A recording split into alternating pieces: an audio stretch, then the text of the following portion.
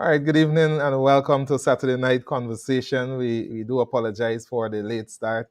But we're going to have Bishop Dr. David Ibeleme on in just a short while. Tonight, let me just make sure that we can get this.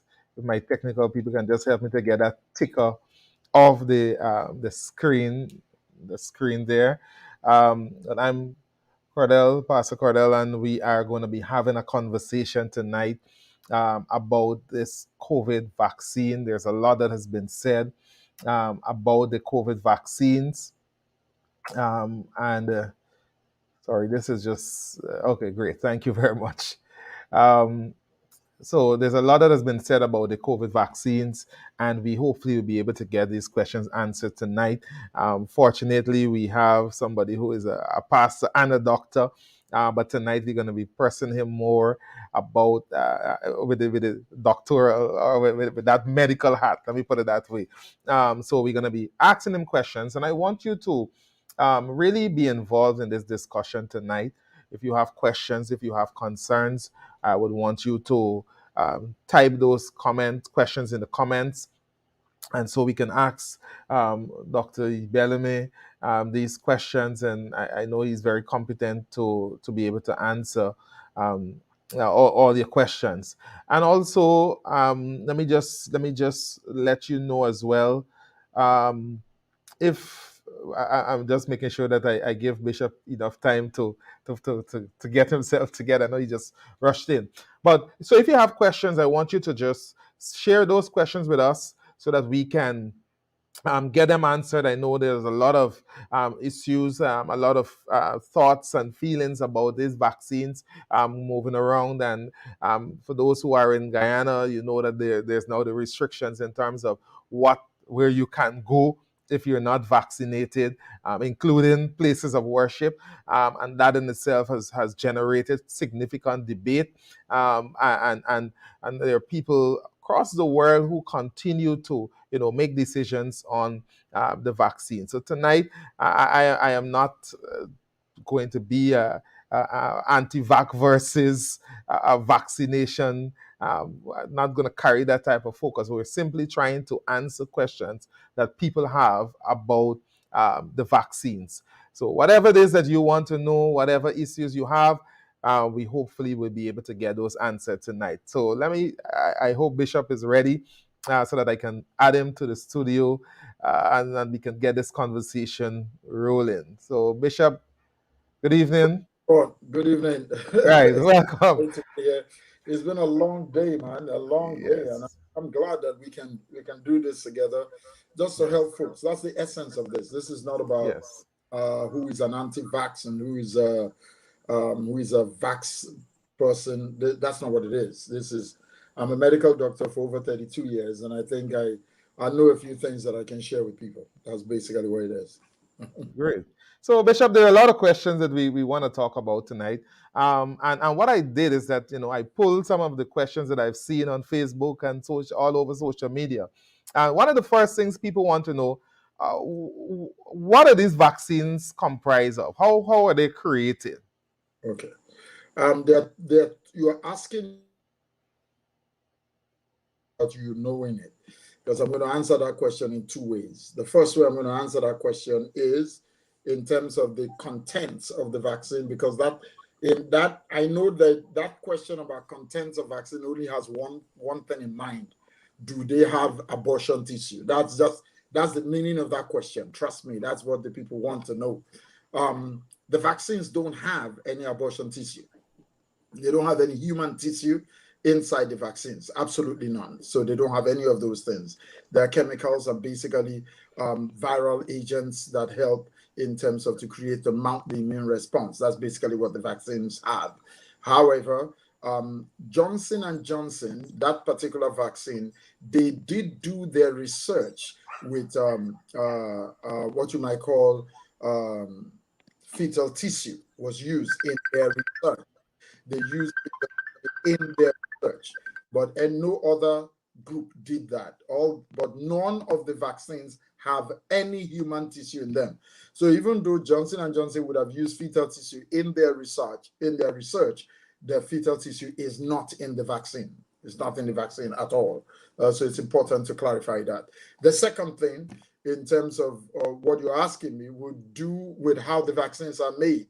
There are several ways of making vaccines. There are at least about, on a broad level, 5 ways. Or if you break it down a little bit more, you get about 8 ways. On the broad level, the first general way the vaccines used to be made is what we call a life attenuated way of making vaccines. So you weaken the virus or the parasite or the bacteria that is causing the trouble. You have a living one, but you weaken it and you use it to produce the vaccine that you use, that you give to people to help their bodies to mount an immune response. There is no COVID vaccine that is made this way. So none of the COVID vaccines are made in this particular major traditional way of making vaccines. The second way is what we call a killed inactivated vaccine.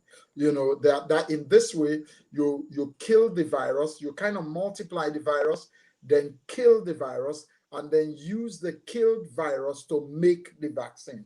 Now, Sinopharm is made this way. There are at least 9 COVID vaccines, at least 9 of them that are made in this way. I'm trying to see if so that you could see me showing you 9 and all that. So nine, there are minimum of 9 vaccines that are made this way. There is Sinopharm, there's another vaccine called Sinovac, there's Coronavac, there's so many of them that are made in this way. There's a vaccine from Kazakhstan that is made this way, one from Iran, you know, so several countries. There's a vaccine from China, vaccine from Russia, vaccine from India. There are several vaccines that are made this way, including Sinopharm. Then another way that vaccines are made is what we call the protein subunit vaccine. What this does is that it takes a piece of the vaccine. Remember the first one that I told you is the whole the whole virus. In the second one, it's also the whole virus. But in the first one, the virus is alive, but it's weakened. But in the second one, which is like Sinopharm, the virus is killed. So you use that to make the vaccine. In this third one, you don't use the whole virus. You use a protein substance from the virus. Not the way the mRNA is made right now. We're not there yet. We're just talking about what we call protein subunit vaccines. These vaccines, you use a part of the virus to generate an immune response. This is the way hepatitis B vaccine is made. This is the way the HPV vaccine is made. This is the way the BCG vaccine is made. And this is also the way there is a vaccine that is made, that is a COVID-19 vaccine called Norovax. This is made that way. And then there is another vaccine, which is a COVID-19 vaccine coming from Cuba called Abdala, which is also made in the context of what we call a protein subunit way of making, taking a little piece of that, and that is what is used to make it happen. Now, the next one is what we call toxoid vaccines. Toxoid vaccines use the toxin or the harmful part of the virus or bacteria and use it to make the vaccine. So toxoid vaccines, we don't have any COVID-19 vaccine that is a toxoid vaccine. This is the way that you make tetanus toxoid. Diphtheria vaccine is made like this. So the tetanus vaccine is made like this, and diphtheria vaccine is made like this.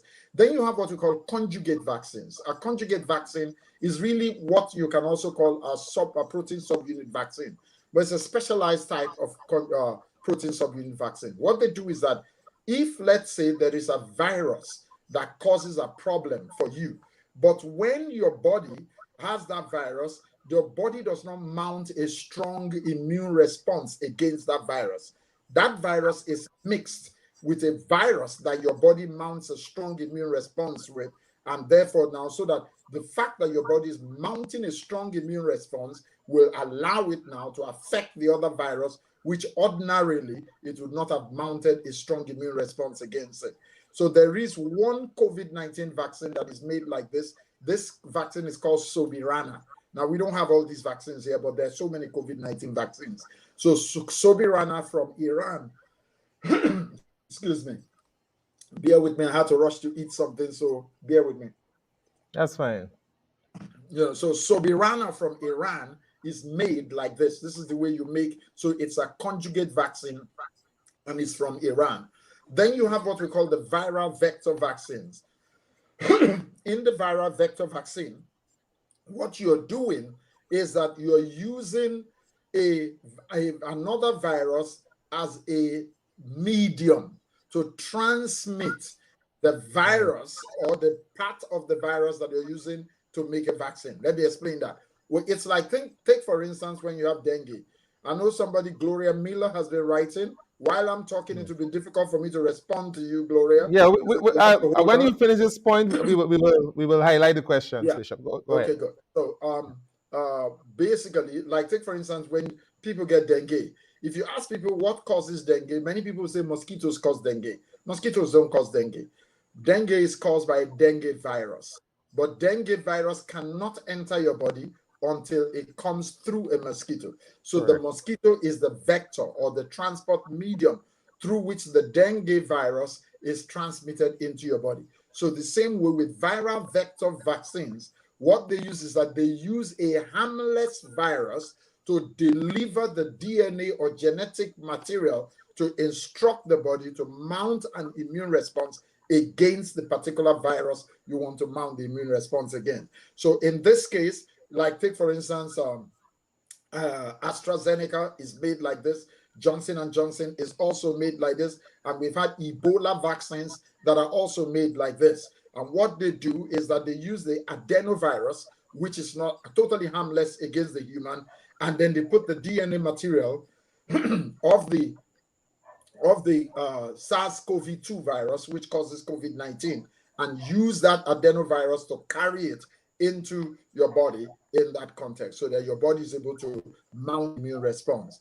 So the viral vector vaccines, that's the way they work. Then you have what we call DNA vaccines. Now, there are no human DNA vaccines as yet. It is believed that if we had human DNA vaccines, they will be the best type of vaccines. However, if we have human DNA vaccines, they will also looked upon that they might cause more problems for us. So a lot of research is going on. You know, people often talk about with the mRNA vaccines, oh, they're going to be in your body, they're going to cause you problems later on. That is where we have the DNA vaccines. They are the ones that research is still going on to ensure that that kind of thing can be avoided. But we don't have any human DNA vaccines at this point in time.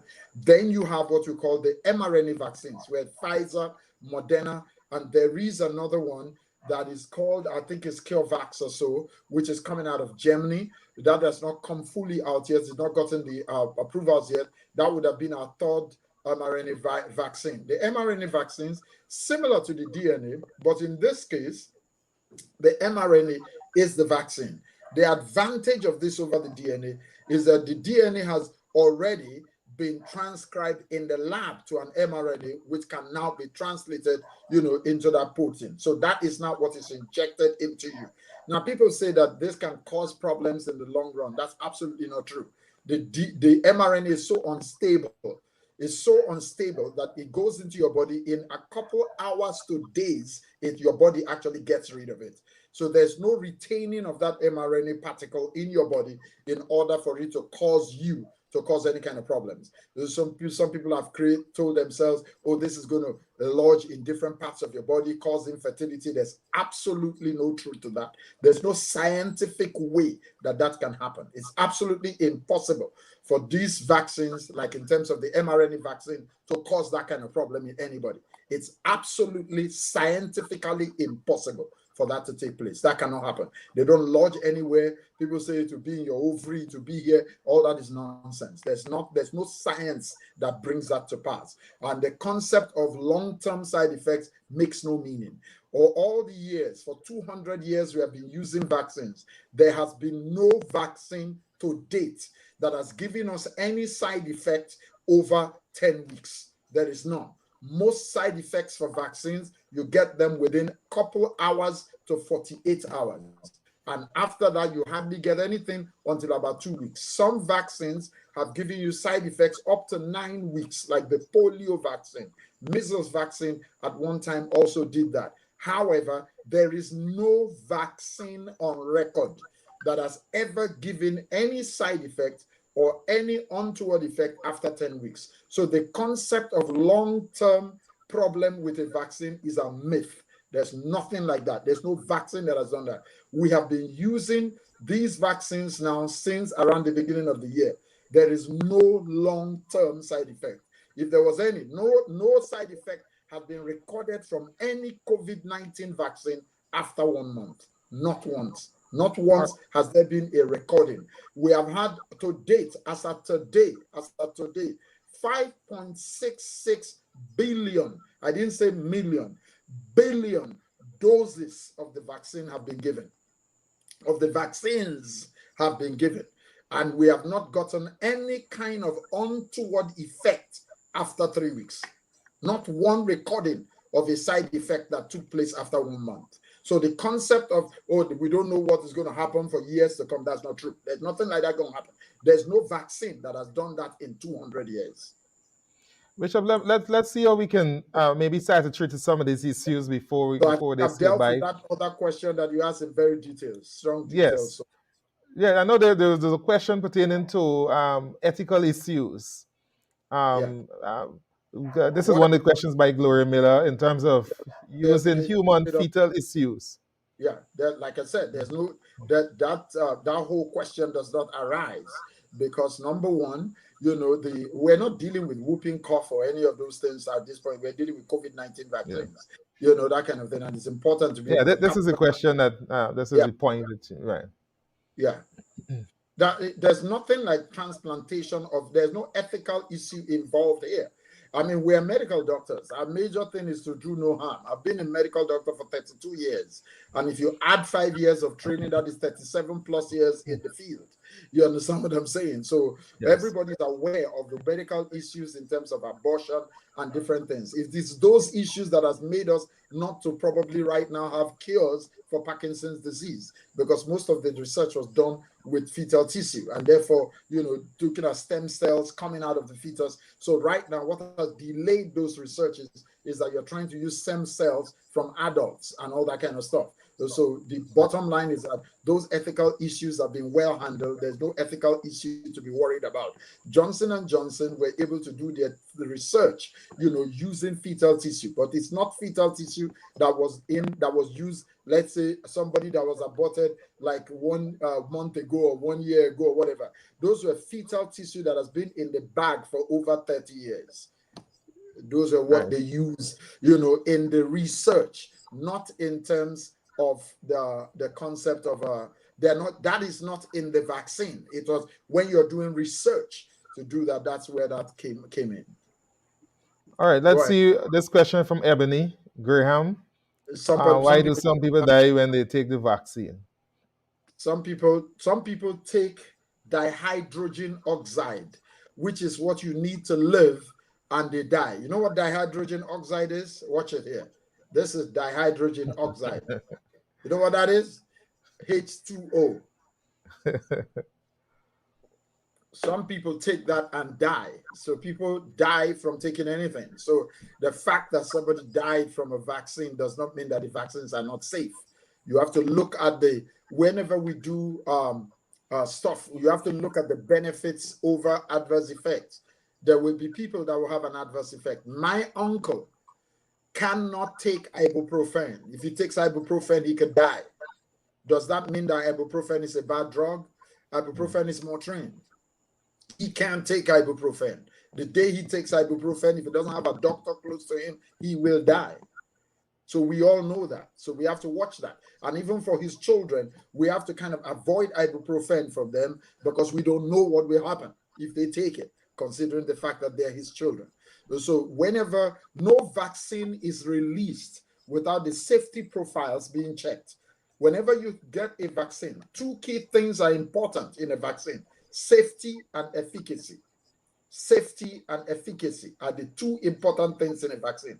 There is no vaccine that is released to the world that the safety profile has not been well checked. That does not mean that somebody will not be affected. Like I told you, ibuprofen causes problem for my uncle, and he's the only one that I know that, generally speaking. I have a minister in my church. She can't take any of these, the non-steroidal anti-inflammatory drugs. It will give her an allergic reaction that could even lead to death. But that does not mean that those drugs are not good. You understand? You just have to understand the safety profile in terms of an individual. That is why when people get vaccines, they are observed. You observe them over time to make sure there is what we call the anaphylactic reactions. Those are the ones that can kill people, and they happen within 3 days, within 30 minutes, within 15 to 30 minutes. That should have taken place, and all the things are in place to be able to handle that. When people now have to go, there are other factors that many people don't take into consideration. So you don't just say, hey, that person took a vaccine and they died. This is what happened in Norway when AstraZeneca started. They said, oh, all the old people are dying. But the point is that they checked it out and there was no untoward death in terms of older people. And then they realized that, wow, this is not necessarily the vaccine. So sometimes the fact that somebody took a vaccine and they went and got some doubles that messed up their stomach and died from the food poisoning of the doubles does not mean that it is the vaccine that killed them. So people have indeed died, but you have to look at the percentage of that and all that, and it's absolutely negligible to the number of people that are dying from COVID-19 that the vaccines are able to protect people from. One of the questions that we've heard a lot, Bishop, is that how is it that these people were able to come up with this vaccine so quickly? And Okay. you know, some people are saying let's wait it out because it cannot be safe, it cannot be real. It was created too Okay. quickly. Could you Okay. deal with that question? How is it that you came up with these smartphones and smart TVs so quickly? How did they come up so quickly? You know why? Because the technology for TV and phones have been there. When Graham Bell started phone, all that technology from the time of Graham Bell is what brought about this, that I can hold this in my hand and it's literally a computer that I have with all kinds of things, with all type of stuff that I can use. It's now a literal computer I have in my hand. In the context of the vaccines, take for instance Sinopharm. The technology to make Sinopharm has been with us for over 70 years. The technology to make AstraZeneca has been with us for approximately 50 years. The technology to make the protein subunit vaccines have been with us for over 40 years. The technology to make the mRNAs, Pfizer and Moderna, that technology have been with us for 30 years and counting. It took 20 years research to make sure that the mRNA can go into your body. That's a research of 20 years. That technology was going on since the last time we had a SARS pandemic, and we had MERS pandemic, and we had Ebola pandemic. All that time the research was going on. You understand what I'm talking about? But a lot of the times when vaccines are being made, there are certain drawbacks. Number one drawback is money. Number two drawback is sharing of information, because different companies want to make vaccine and nobody's sharing any information. Right. Number three drawback is patients, the number of patients and all that. Now, think all those three things, which are major, have come together in the context of the COVID-19 pandemic. Number one, the governments put money into it. Governments from across the globe put money into making sure that this vaccine was done. Number two, sharing of information was taking place. The man, he puts that information out to all other scientists all across the globe. The man in, what is the time frame for a 12-year-old to be given Pfizer vaccine? Okay, we'll come to that. Give me that question later, okay? Yes. So the man in England finds something out. He's able to share it, and somebody in America is able to use it. Then number three, we have patients all over the place. We have COVID, listen to me, we have a pandemic. The number of people that have been infected with COVID-19 so far is over 200 million that have been recorded. Now, places like Africa where the recording is horrible, we will tell you there's hardly any COVID-19 in Africa because nobody recorded so much. So you actually have much more than 200,000 people that have had COVID-19. And then something else that you need to realize, before a vaccine comes out, there are 4 major stages and a 5th that it goes through. The first stage is in animals. All these vaccines went through animal trial. Some people will tell you that they didn't go through animal trial. They did. What happened was that they got permission to do the animal trial while they were doing the first clinical phase. So they were able to do them alternatively. They were able to do them simultaneously. Simultaneously, right. So they did have animal trial. Then the first clinical phase in humans, you only have to use less than 100 people. The second clinical phase, you must use less than 1,000 people. The third clinical phase, you have to use thousands of people. You understand? And you must go through each of those phases. And each of these vaccines went through each of these phases. And we must realize that so far, we have over 21 COVID-19 vaccines that have been authorized by one WHO recognized national authority or the other. So we have so many of them. We just have a few here. We have so many of them all over.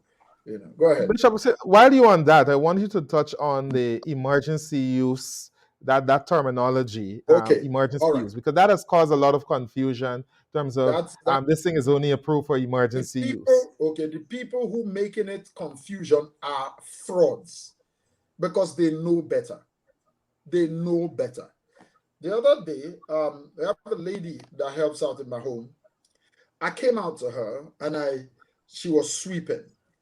And I told her, mop, can you mop that thing? I did it was a test. She said, no, I can mop it, Bishop, when I finish sweeping. No, I say mop it now. She said, but Bishop, I can't mop it now. I need to sweep it first before I mop it.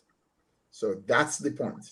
Emergency drug use, emergency authorization is a normal thing that is done with every medication. Every medication, every test. If you develop a test today, you come up and you say, this is a new test, a new eye test to check if somebody has glaucoma. That thing cannot be used until it first of all has emergency authorization. You have the emergency authorization. Emergency authorization will help us pick up things that we did not pick up in the lab. Emergency authorization will allow us to allow this thing to operate in public while we are monitoring it. Emergency authorization, in the case of a pandemic, is to ensure that the most vulnerable people are protected. And the medical people, the most vulnerable, are like the aged, the ill people, and also the medical personnel, that they are protected. So while they're being protected, you can then be managing this condition as you move along. After, you cannot use a drug. A drug cannot be given full authorization until it has gone through 6 months of emergency drug use. You can't get full authorization. So it is part of the process, part of the scientific process to make sure that the population is protected. Got you. And it's at that stage that you don't tolerate frivolous, you understand, lawsuits. But that does not mean that the people cannot be sued. But you don't tolerate frivolous lawsuits. Did you capture what I'm talking about? Got you. Be sued because Johnson & Johnson have been sued. Pfizer has been sued. AstraZeneca has been sued. Are you understanding what I'm saying? But you're not going to tolerate frivolous lawsuits. However, immediately after 6 months, then you can apply for full authorization. That's why Pfizer have applied and they've gotten theirs. AstraZeneca is awaiting their full authorization in just a few weeks. Moderna is also awaiting theirs. Right. Let's see if we can deal with this question with Ria that she asked, and then we'll continue with our line of questioning. She wants to know what is the time frame for a 12-year-old to be given the Pfizer vaccine after he was given HPV and tetanus, and this is in August. Okay, usually many people will tell you to wait 6 weeks to 2 months. The average timing is 2 months. Okay, that's the average timing. Great. Now let's come to this question, Bishop. It came up when the vaccine came out, but it still seems to be around, and this has to do with the issue of blood clots. People keep saying that people have taken the vaccine and they've got blood clots, and there've been all types of reactions. Okay. Is the vaccine responsible for blood clots in people? Yes and no. Okay, so let me answer that. Let me answer the question quickly. Yes. When AstraZeneca was released, at the first time, 20 million people were given AstraZeneca in England. 79 people developed clots. 20 million vaccines were given, doses were given. 79 people developed clots. Think about that. That comes to 4 in 1 million. Did you hear me? How many did I say? 1 in 4 million, right? 4 in 1 million. 4 in 1 million, right? Yeah. Then when Johnson & Johnson was released, after 6.8 million doses of the vaccine had been given, 6 people developed clots. Think about that. 6.8 million have been given. 6 people develop clots. That is 1 in over 1 million. Are you following that?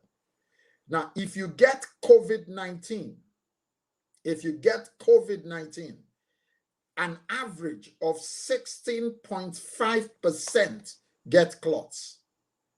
That is 16.5 people out of every 100 people.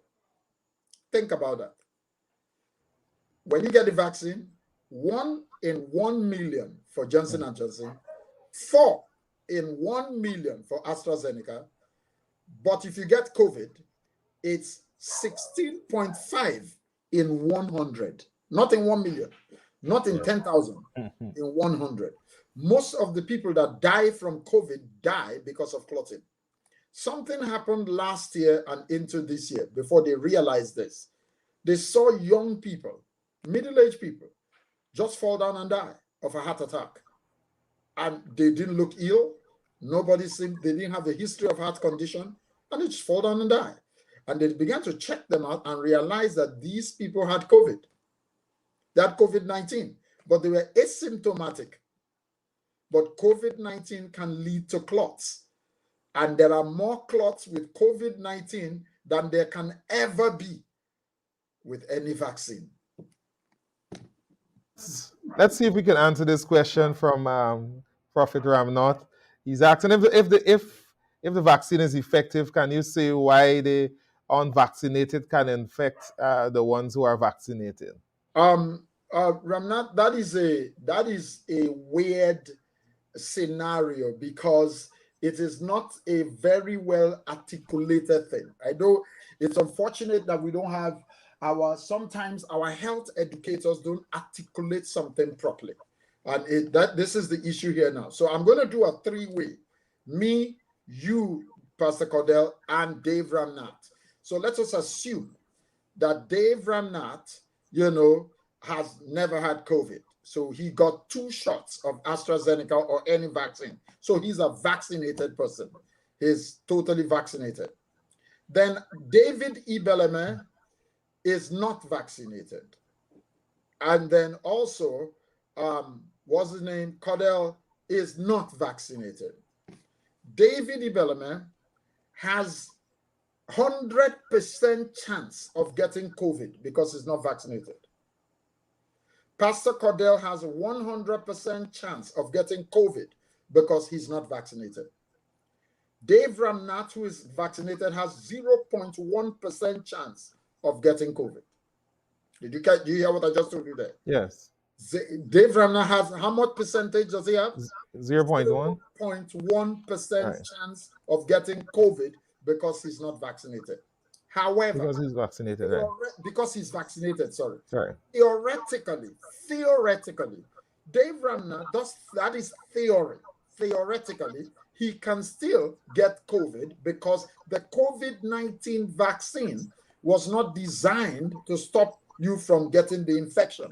Most vaccines do not stop you from getting infection. Now, I'm using a round way here to answer this question, answer it in detail, and some other questions will be answered one time. Vaccines are to do 2 things, can do 2 things. You look at a vaccine, number 1, to prevent disease. That is the most important thing in a vaccine. Use a vaccine to prevent disease. The number 2 vaccine to prevent infection. Now, of course, if you get infected, you get the disease.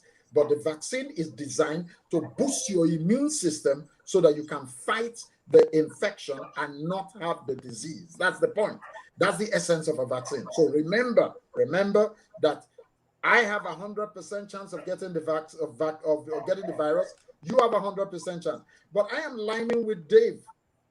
And supposing I get the virus, remember, 85% of people that get COVID-19 can be asymptomatic or mild.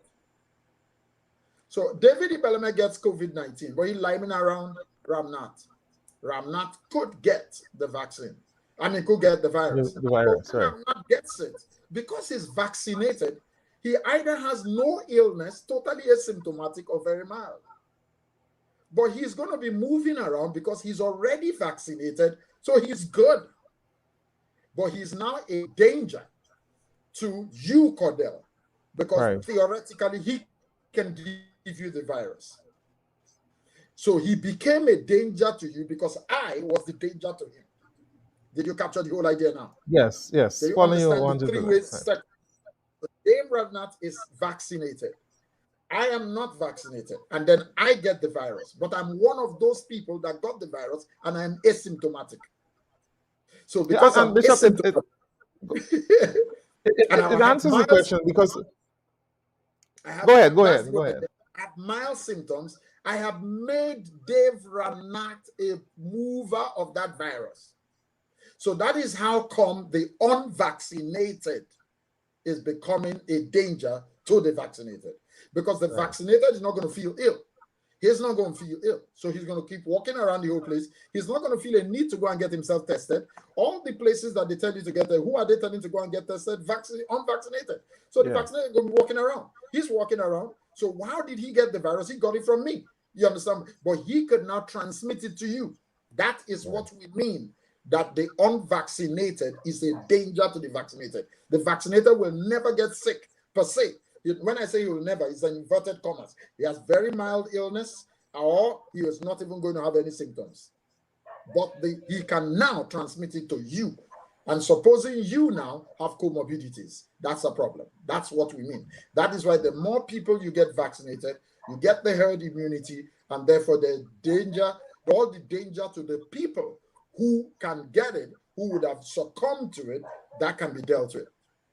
Great, That's great. I think you answered that very well, Bishop. Let's see how we can move on to another question from Maria. She said, for clarity, it is said that once you've been infected with COVID-19 virus, your body produces antibodies. So how will the body tolerate the COVID vaccine? And this is a popular question. That's an excellent question, Ria. That's a Yes. powerful question, and that's the main question that really needs to be answered now that we're here. Now I'm going to use the three of us again to do it now. Now I'm going to put Ria into that. We're going to put Ria into that mix.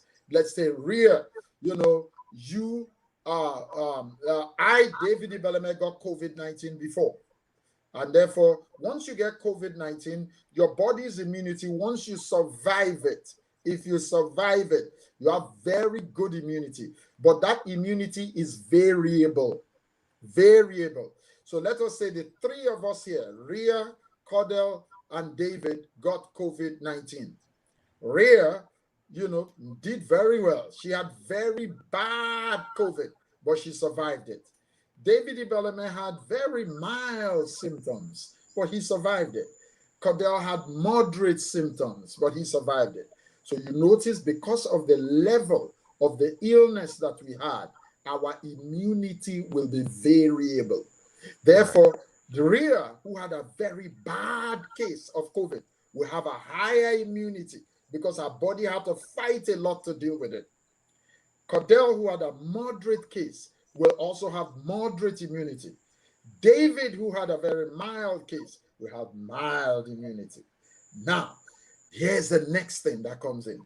Now, when you immunize people, when you give people vaccine, you are not giving them variable immunity. It is calculated. You have a dose, and you can increase the dose. So I can give you one shot, I can give you the second shot, I can give you a third shot, like you do for a lot of vaccines. Are you getting what I'm saying? So yes. the dose, if you find that we're having issues, we can actually give another shot. I can't give any one of us another shot of COVID to say, okay, yeah, your immunity wasn't too high, David. Let's give you another shot of COVID so that your immunity can rise more. So you see, at that level, the variable immunity is what you get when you get COVID-19. However, when you not vaccinate somebody that already had COVID, when you vaccinate them, their immunity goes off the roof. Research has shown that somebody who is vaccinated, like myself, I have 2 shots of the vaccine, my immunity is less than the person who survived COVID and got vaccinated. Wow. But my immunity is more than the person who survived COVID. But it is less than the person who survived COVID and got vaccinated. Wow. So the people who actually got COVID, survived COVID, and then get vaccinated, their immunity is off the roof. off the All right. charts. All right, let's see how we can answer Ada. Does everyone who has had 2 shots eventually have to get a booster shot? Good.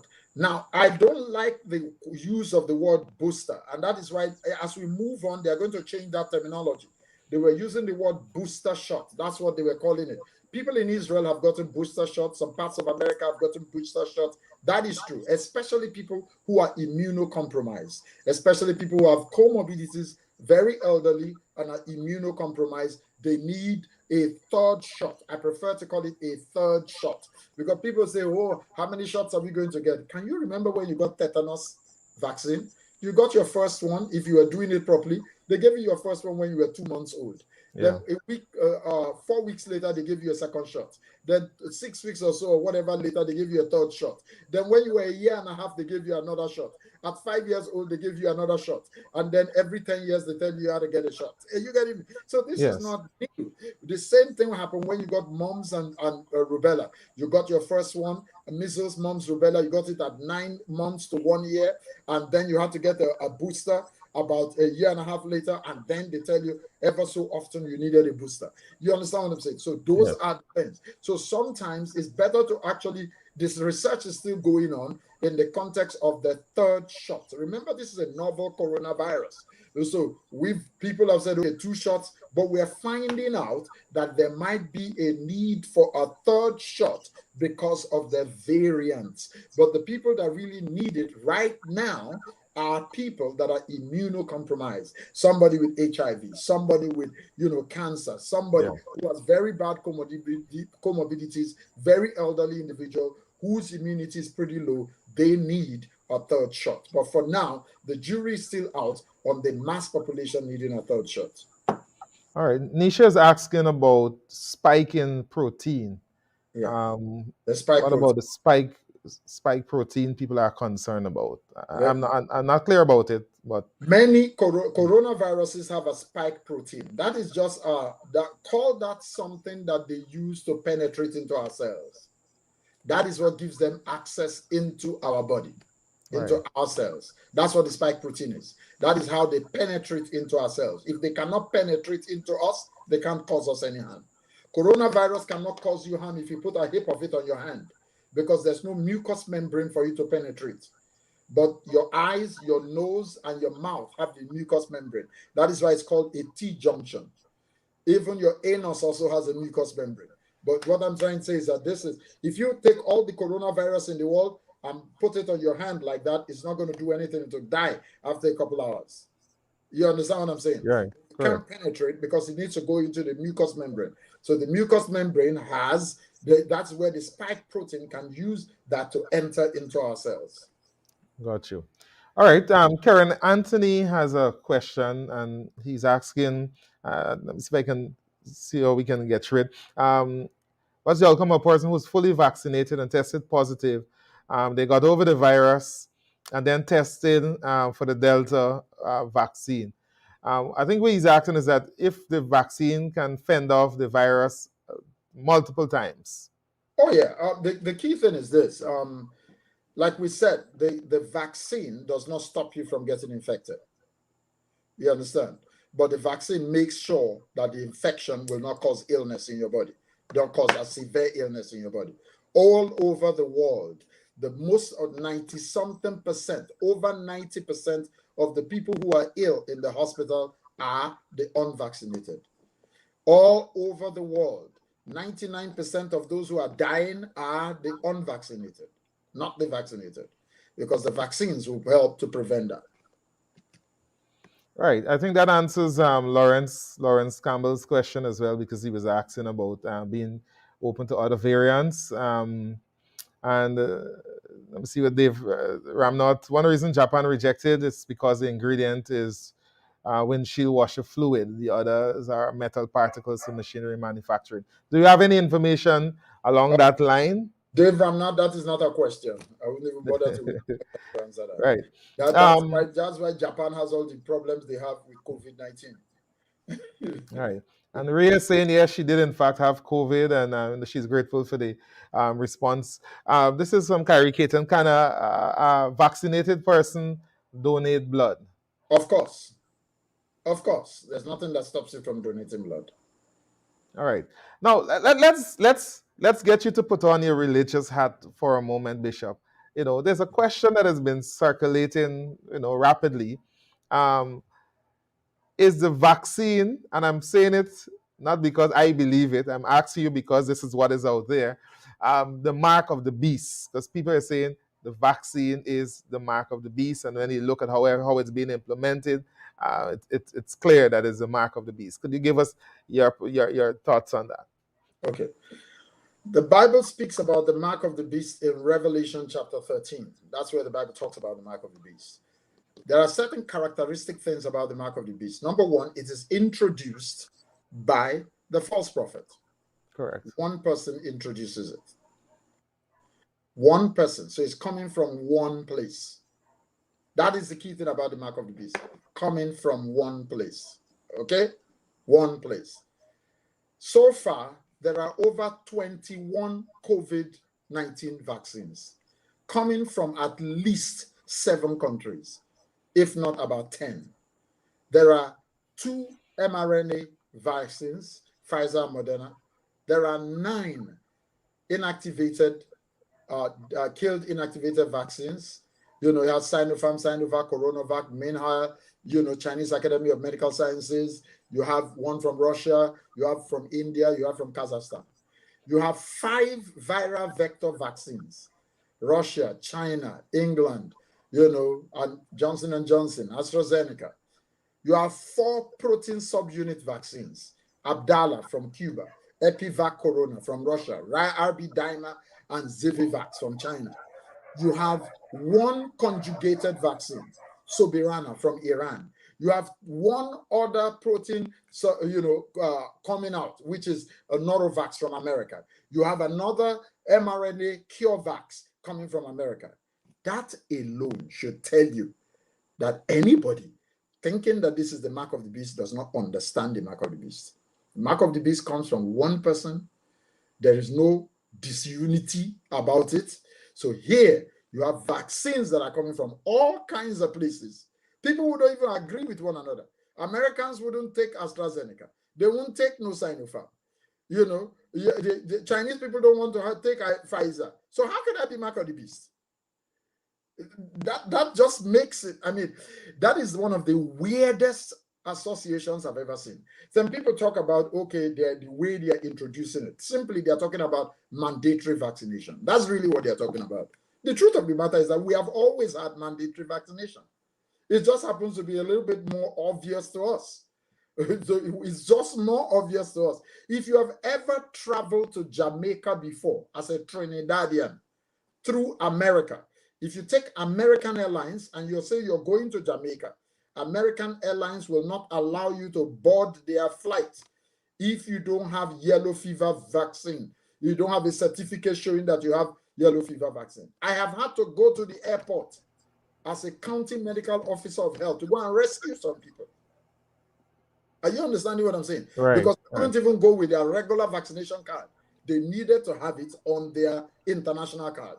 Are you getting what I'm saying? Yes. So what I'm trying to say, so we've always had this. When I traveled to Australia with my wife, the first thing they asked us, the immigration officer, the first thing he asked, apart from give me your passport, was where is your yellow fever vaccine? Oh. The moment he saw our passport, Trinidad and Tobago, he said, where's your yellow fever vaccination paper? So we've always had mandatory vaccination. You can't enter Australia as a Trinidadian without yellow fever vaccine. You cannot enter South Africa as a Trinidadian without yellow fever vaccine. If you go to Ghana as a Trinidadian and you have not been vaccinated against yellow fever, they will sit you down at the airport and offer you the vaccine. If you refuse it, they board you on the next flight and you go back home. Yeah. So we have always had this. And your children have to go to school. That is the reason you carried your vaccination paper to go and show them in your children's school. It is the same thing called mandatory vaccination. We've had it all our lives. It's just people trying to make it look like it's a new thing. Mandatory vaccination is nothing new. We've had that all our lives. And mandatory vaccination has to exist among certain groups of people. Has to exist. I am for mandatory vaccination amongst medical officers. If you work in the hospital as a medical officer, you should be vaccinated. If you cannot be vaccinated and you refuse to be vaccinated, you should not be working in a hospital. You understand? You should not be. You're going to be a danger to yourself and a danger to people. Right, I right. have two colleagues who had their careers almost ended because they got hepatitis B. They got hepatitis B. That was like the end of their career. Are you understanding what I'm saying? And so as a medical doctor, right now, if you want to enter UE and they give you the medical form, this has nothing to do with COVID. If you're going to enter UE, they will give you a medical form. You must have taken hepatitis vaccine. You must have taken certain vaccines. If you're going to live on campus, you must have taken chickenpox. If not, they will not allow you to live on campus. Right. So we've always had mandatory vaccine, and you must do tests to show that you don't have tuberculosis. If not, you will not be allowed to enter UE to study medicine. All right, Bishop, we have less than 5 minutes, and there are two questions that I really want to get in. Yeah. A lot of Christians have been saying taking a vaccine shows lack of faith and lack of trust in God. How do you respond to that? Eating food could show the same thing. The Bible said, "Man shall not live by bread alone, by every word that comes." That working for anybody. After all, the Lord, when God created Adam, He didn't tell him to work for anybody. He didn't even give him all kind of crazy labor to be doing. He gave him work, but not the type of work. He didn't give him work to eat. Work was not the way he was supposed to eat. He never told Adam you are going to eat from the sweat of your brow. So all of you that are working with this from the sweat of your brow are eating. You're under a curse. Because that's not the way God ordained for us to eat. That is stupidity of the highest order. Because the bottom line is that it is like saying that you can't, that people need to understand that people's faith are different levels. It is faith that gave us the vaccine. It is people believing God that give us vaccines. And you've been taking vaccines all your life. You understand what I'm saying? Yes. People believing God give us vaccines. And it is part of the way you protect other people. So you don't have to take vaccine because you don't believe in it. You understand? I can take the vaccine. Vaccine doesn't, let me be honest with you. I don't care about no vaccine. My faith is not in no vaccine. My faith is in God.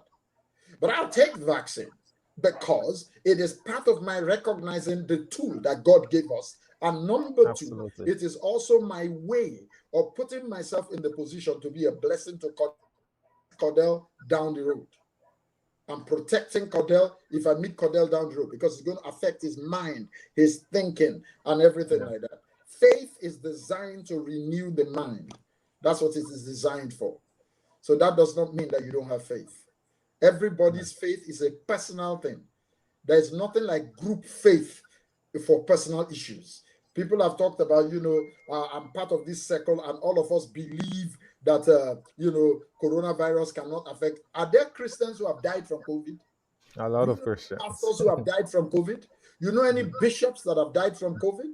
You know any Christians that have died from COVID? Why didn't God just protect all of them and make sure that none of them got COVID? So people need to understand because God gave us something. Are you understanding what I'm talking about? You follow what I'm saying here? Yes. So people need to understand that. The people are going through different issues that they have to deal with and people's faith is at a different level. You cannot use communal faith in personal issues. Right. I know somebody was asking about whether children should take the vaccine, but I think we've more or less Children been taking vaccine. Our 2-month-old children have been taking vaccine all our life. Our children have been taking vaccines since they were 2 months old. What is the issue? Is this a new thing? What is new about this one? That children we are having this issue about children taking. Children have been taking vaccine, or by the time most children reach school age, they have taken 44 shots of the vaccine. Most children have taken 44 shots by the time they are primary school level and come out of primary school. They've taken 44 shots. By the time they're entering primary school, they've taken 30-something shots. Right. This is going to be my final question to you, Bishop, because it's already 8:08. There's a situation in Guyana now where it has been gazetted that to enter any public building, including places of worship, you must have a vaccination card. You should have at least received one shot of the vaccine. And there are some people who have said that, the church should not accept this because it is I hope I haven't lost you because you're frozen on the. I'm Oh no, you're here. there. Great. Right. So some people are saying that they're making reference to Daniel and Shadrach, Meshach, and Abednego and all of that, and they're saying the church should not accept the new law that is in place, that restricts people from entering places, including places of worship, and it shows weakness if the churches go ahead and do what the government says. Could you give? I know this is Guyana, this is not Trinidad and Tobago, but just give us your take on that from a biblical perspective. And this is going to Generally be our final speaking, question. generally speaking, anybody that passes such a law has no sense work, number one. And number two, doesn't have idea about public health. You understand? You don't have to do that. Those kind of laws don't need to be passed. But trying to resist it by not taking vaccine is more stupid than the one who passed the law. You didn't hear what I just said. Trying not to take vaccine as a way to resist that law is more stupid than thinking about the law itself. Are you understanding me? The law doesn't make sense because there are measures that can be made. Number one, COVID-19 is mild in 85% of cases.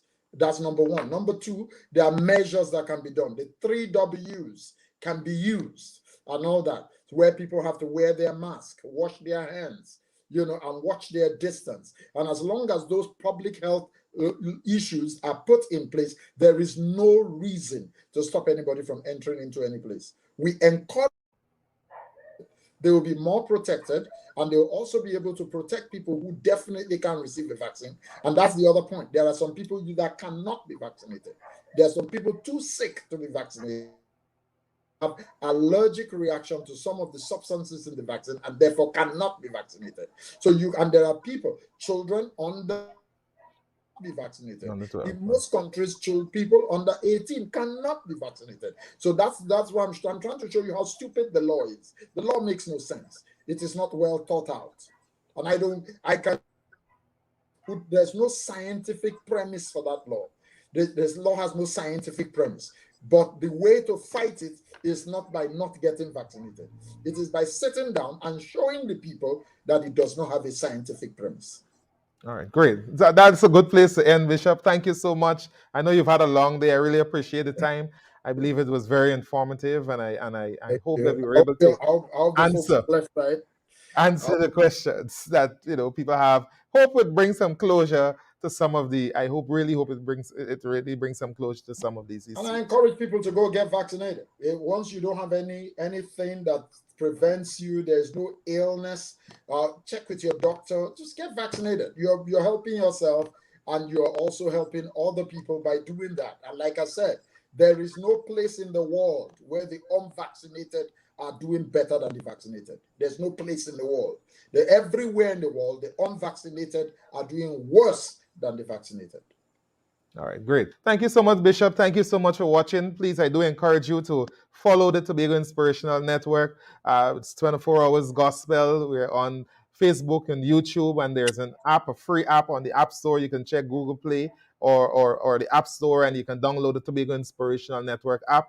And make sure that you follow us on Facebook and subscribe to us on YouTube, so that once we go live, you will know that we are live, and tell somebody as well about the Tobago Inspiration Network. Next week, we're going to be back right here, a different topic, different panel, but be sure to join us right here at 7 p.m. next week on the Tobago Inspirational Network. Thank you again, Bishop. And I just want us to declare that surely goodness and mercy shall follow us all the days of our life, and we shall indeed dwell in the presence of Almighty God forever and ever.